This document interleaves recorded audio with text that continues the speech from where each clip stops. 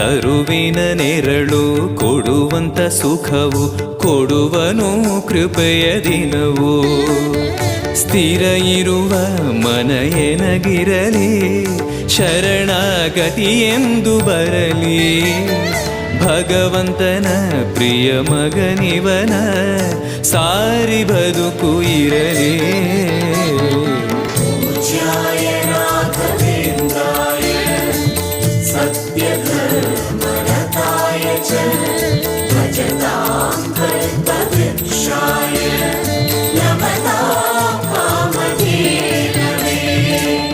ಆಲಯವೆಂದರೆ ಮಂತ್ರಾಲಯವೇ ಬೇರೆ ನಾ ಅರಿಯಲಾರೆ. ರಾಜನು ಎಂದರೆ ಶ್ರೀ ಗುರುರಾಜನೇ ಮತ್ತು ನಾ ತಿಳಿಯಲಾರೆ. ಆಲಯವೆಂದರೆ